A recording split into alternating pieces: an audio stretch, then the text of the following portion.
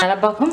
இன்றைக்கி நம்ம ரெஸ்டாரண்ட் ஸ்டைலில் எக்கு மஞ்சூரியன் செய்ய போகிறோம். ரொம்ப டேஸ்ட்டாக ரொம்ப நல்லாயிருக்கு. இப்போ எப்படி செய்யுதுன்னு பார்க்கலாம்.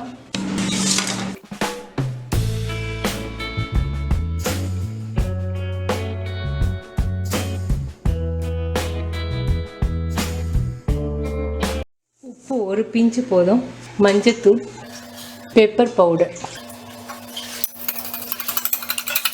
இதில் ஆயில் கொஞ்சம் சேர்த்துருக்கேன், ஏன்னா முட்டை நல்லா எடுக்க வரணுங்கிறதுக்காக.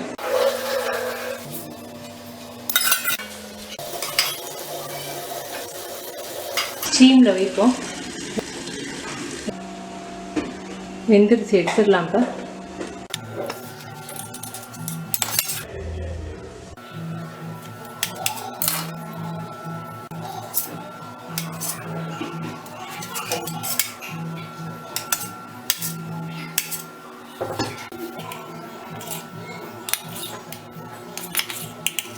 நாலு டீஸ்பூன் கார்ன்ஃப்ளவர் மாவு,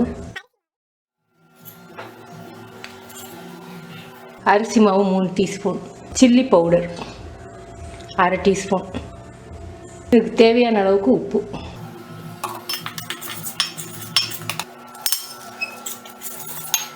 நல்லா கெட்டியாக கரைச்சிக்குங்க.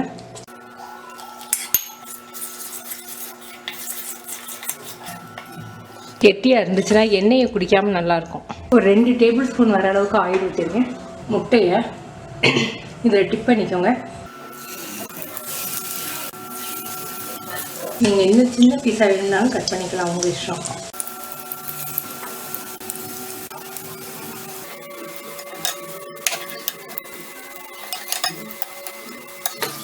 நீங்கள் எண்ணெயில் அப்படி போட்டு பொரிச்சு எடுக்கலாம். அந்த எண்ணெய் வேஸ்ட்டாக போயிடுமேங்கிறதுனால நான் ரோஸ்ட் பண்ணிக்கிறேன். எல்லா பக்கமும் திருப்பி விட்டு ரோஸ்ட் பண்ணி எடுப்போம்.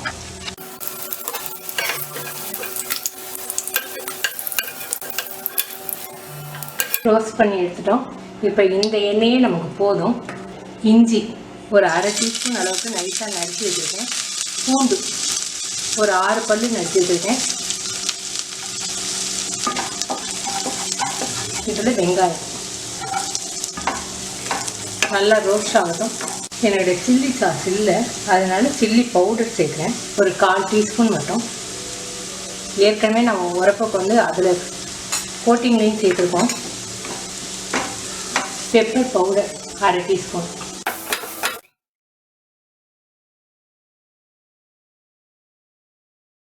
சோயா சாஸ் வந்து 2 ஸ்பூன். டொமேட்டோ சாஸ் 3 டீஸ்பூன் சேர்க்குறேன். இதில் கார்ன்ஃப்ளவர் மாவு 1 டீஸ்பூன் எடுத்து கரைச்சி ஊற்றிருக்கோம். வெங்காயத்தால்,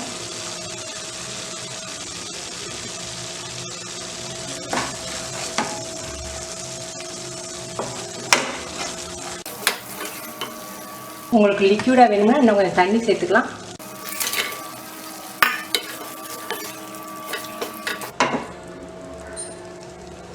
எக் மஞ்சூரியன் ரெடி. நீங்கள் செஞ்சு பார்த்து உங்கள் கமெண்ட்ஸ் எனக்கு சொல்லுங்கள். தேங்க்யூ.